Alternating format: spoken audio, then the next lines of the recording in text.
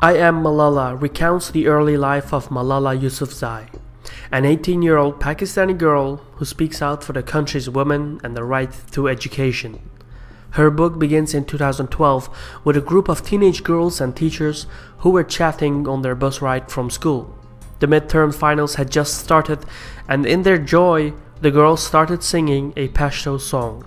As the school bus drove along the country road and approached the town of Mingora, two men halted the bus and then suddenly entered the vehicle. One of them pulled out a gun and asked, "Which one of you is Malala?" None of the girls spoke, some out of loyalty and others out of fear. But unintentionally, their eyes turned to Malala. That's how the gunman knew she was the target. The man lifted his weapon and, at point-blank range, fired 4 shots at Malala. The first went through her left eye socket and out of her left shoulder. As she slumped forward, the other 3 bullets hit the girls next to her. As both men fled the scene, tears and screams of horror filled the space. The bus drivers set course for the nearest hospital, and there, the local physicians saved Malala's life, but she was still in critical danger. About a week later, she was airlifted to Birmingham in the United Kingdom, where she underwent numerous surgeries over the course of 3 months. About a year later, Malala fully recovered from her injury and with the help of journalist Christina Lamb published her autobiography.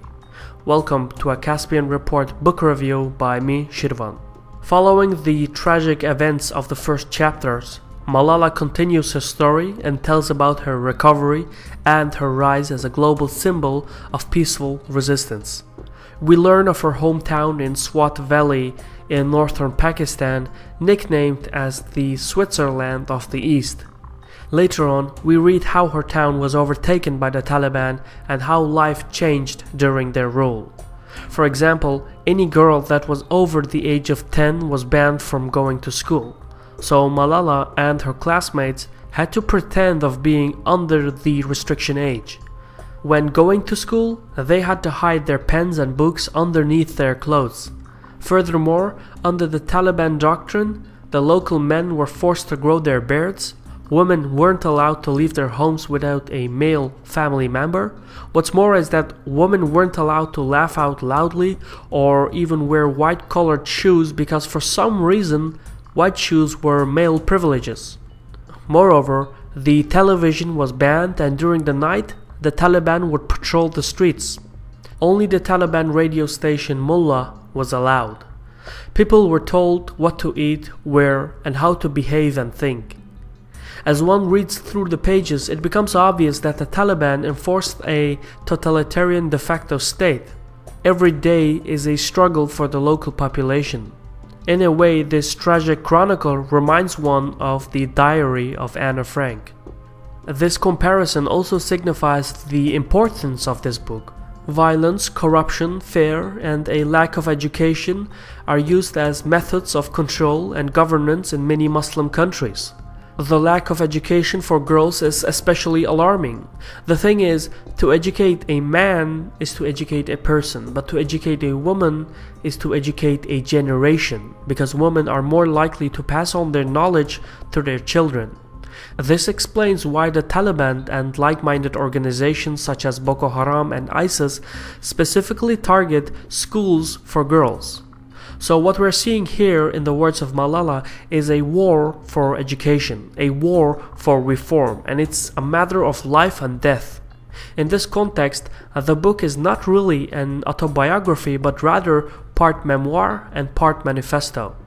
Malala explains how proper education can reform her country, and that is exactly what she and her father are fighting for. In reference to her father, it becomes clear that Malala was influenced by Ziauddin Yousafzai, a courageous person whose ideas are at odds with many of his fellow Pakistanis.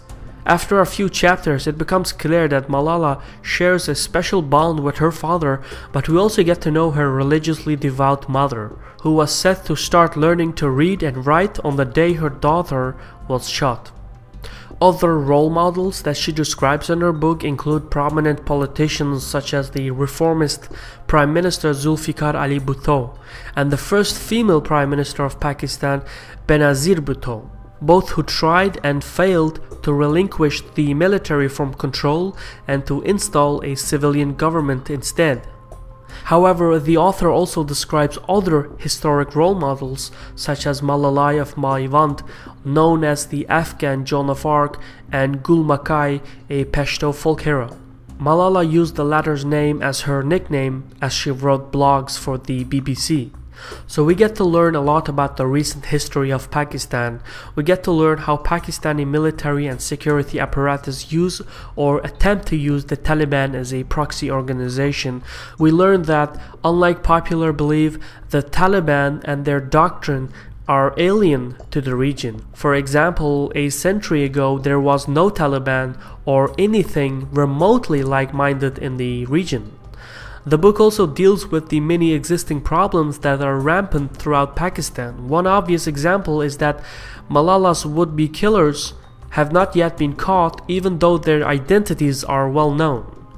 The only criticism I have is related to the reception of the book. Malala is endorsed by the West and disapproved of in her homeland. She shook hands with the British Queen. Pop celebrity Madonna dedicated a song to her. Hollywood stars such as Angelina Jolie have donated to her charity foundation. That is all great and all, and it is an testament to the success of Malala. However, it's also extremely counterproductive. The majority of Pakistani citizens feel that the Western admiration of Malala is hypocritical because it neglects the condition of other innocent civilians, such as the casualties of the American drone strikes. The thing is, you can't endorse someone while at the same time you bomb their country. That sends all the wrong messages.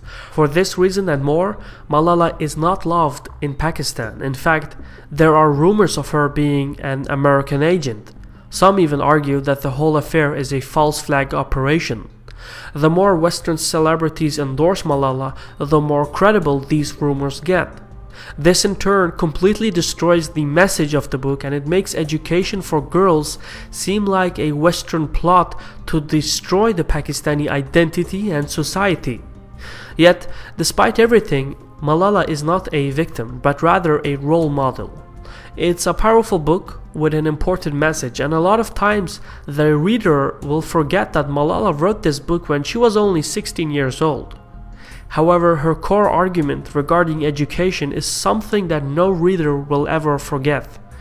Education is an indispensable weapon against fundamentalism, and anyone who believes this will do well to read this book.